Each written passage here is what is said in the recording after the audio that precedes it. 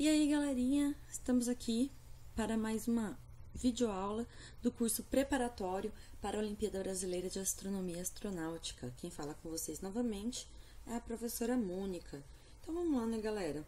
Bom, nessa aula de número 2 aí, nós falaremos um pouquinho sobre o início da astronomia moderna. Então, nessa aula falaremos primeiramente sobre a diferença entre as concepções de geocentrismo e heliocentrismo. Por quê? A marca aí para a astronomia moderna foi a retomada aí do sistema heliocêntrico. Então, como discutimos na primeira aula, essas duas concepções já existiam na Grécia Antiga. O sistema heliocêntrico ele foi proposto por Aristarco de Samos, porém foi o sistema geocêntrico que ganhou espaço entre os filósofos da época e também foi defendido por Aristóteles e validado no Almagesto por Ptolomeu. Vale ressaltar também que a visão geocêntrica ela predominou o pensamento humano até o seu resgate, feito pelo astrônomo e matemático polonês Nicolau Copérnico, apenas aí no século XVI. Então vamos lá, vamos inicialmente diferenciar as duas concepções.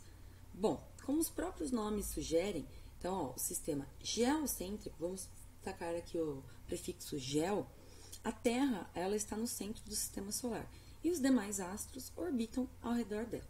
Segundo essa teoria, os astros estariam fixados sobre esferas concêntricas e girariam com velocidades distintas. Já no sistema heliocêntrico, vamos destacar aqui o prefixo hélio, o astro que ocuparia a posição central seria o Sol, e os demais astros orbitariam em torno dele. Então, como eu mencionei, Nicolau Copérnico foi o primeiro a resgatar a teoria do modelo heliocêntrico. Ele nasceu em 1473 na Polônia e pode ser considerado o pai da astronomia moderna, pois foi ele quem, através de seus estudos, seus cálculos, percebeu e defendeu a tese de que a Terra, assim como os demais planetas, gira em torno do Sol, ok? Foi Copérnico quem deduziu também que a Terra gira em torno do seu próprio eixo. Até então, acreditava-se que a Terra era o centro do universo e imóvel, segundo a teoria defendida por Cláudio Ptolomeu no Almagesto, ok? Quase um século mais tarde, lá na Itália, o Galileu Galilei, nascido em 1564, ele melhorou significativamente o telescópio refrator. E com ele descobriu várias coisas em suas observações, como manchas solares, crateras na Lua, as fases de Vênus, os satélites de Júpiter, enfim, várias outras. Ele foi um exímio experimentalista e suas descobertas contribuíram decisivamente, engasguei aqui, moçada, decisivamente na defesa do heliocentrismo, né? Vale ressaltar que o Galileu ele não inventou o telescópio. O pedido de patente ele foi feito em 1608 por Hans Lippershey, enfim, não tenho certeza da pronúncia. Mas o Galileu ele foi o primeiro a fazer um uso científico do equipamento. E fazendo as observações astronômicas pode contribuir muito para a consolidação do sistema heliocêntrico. As suas descobertas, né, lhe renderam aí grande prestígio, reconhecimento público, algo que o Galileu ansiava, né, ele queria muito o reconhecimento público, mas também causou a ele problemas com a Inquisição. Lembrando que a igreja, ela confirmava a concepção do sistema geocêntrico, né? Reafirmava essa concepção. Então, foi uma quebra aí de paradigma. Bom, contemporâneo a Galileu, mas lá na Alemanha, Johannes Kepler, nascido em 1571, é considerado figura-chave da revolução científica do século XVII e é reconhecido por ter formulado as 3 leis fundamentais da mecânica celeste, denominadas por leis de Kepler. Elas foram publicadas entre 1609 e 1618. As leis de Kepler constituíram-se nas 3 comprovações básicas necessárias para explicar os movimentos dos corpos celestes ao redor do Sol. Então, enquanto Nicolau Copérnico entendia que os planetas descreviam órbitas circulares ao redor do Sol, Kepler, através de observações feitas também pelo astrônomo Tycho Brahe, concluiu que os planetas desenvolviam órbitas elípticas ao redor do Sol. E com isso fez outras observações e análises, principalmente aí, em relação ao movimento dos planetas em relação ao Sol. Bom, olha só, Temos aí a primeira lei de Kepler, que fala o seguinte: todo planeta descreve em torno do Sol uma órbita elíptica na qual o Sol ocupa um dos focos.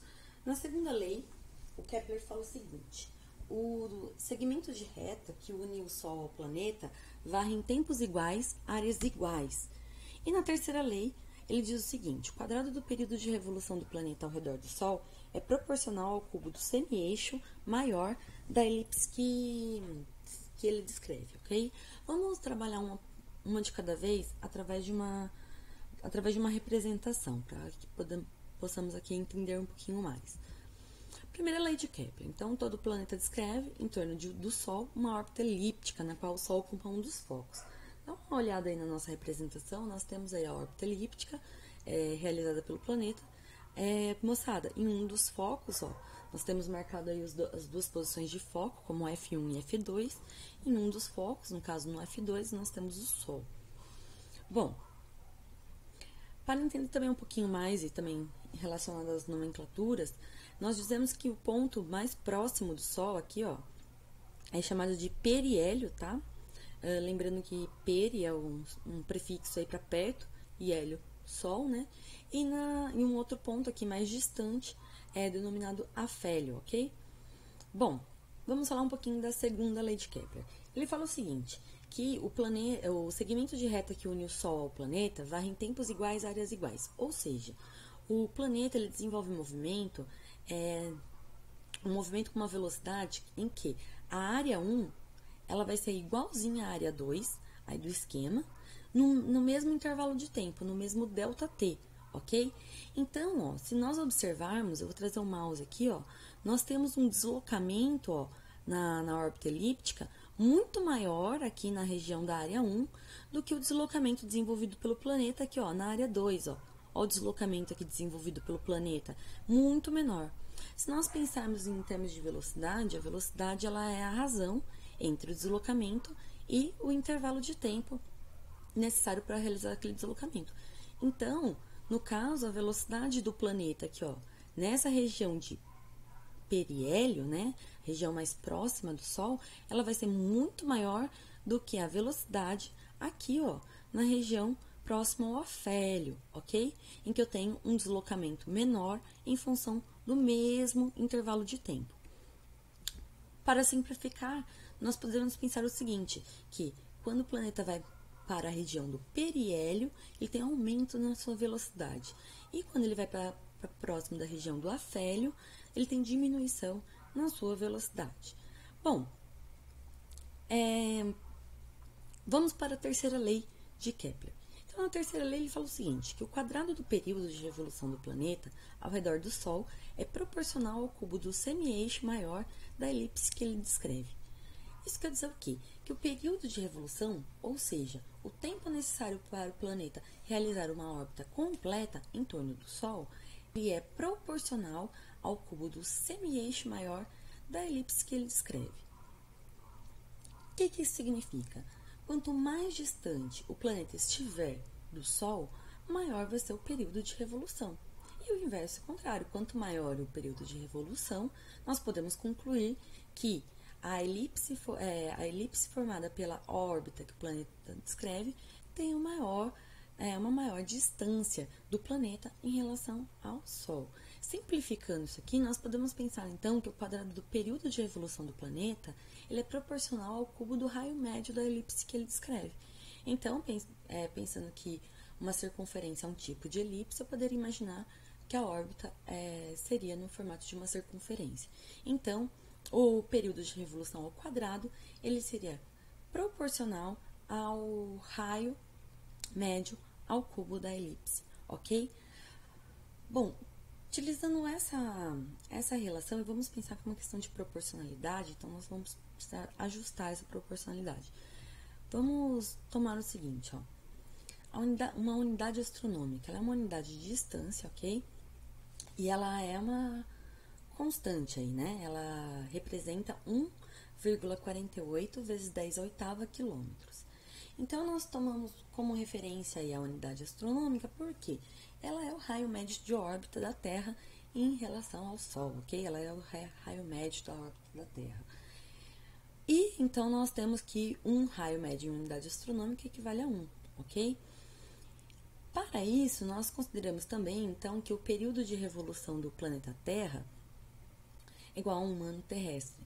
Então, nós teríamos aí a relação entre a razão do período ao quadrado pelo raio médio ao cubo igual a 1, tomando como referência a Terra, certo? Utilizando aí essa unidade astronômica como constante aí de proporcionalidade.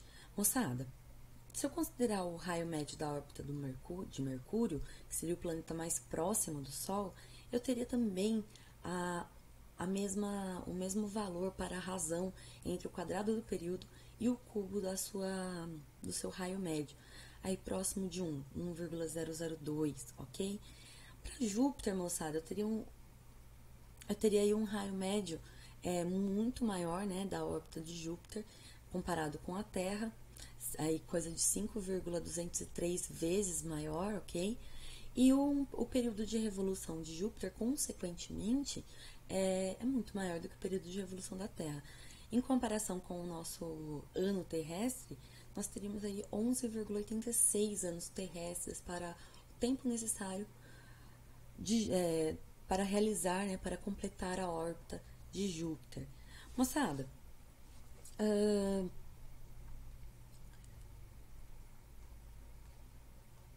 para finalizar esta aula, desculpa, só para ter tranquilidade aqui e finalizar esta aula, o legado deixado por Galileu Galilei e por Kepler preparou o terreno para que posteriormente o matemático e físico Isaac Newton, que viveu entre 1642 e 1727, desenvolvesse sua teoria da gravitação universal.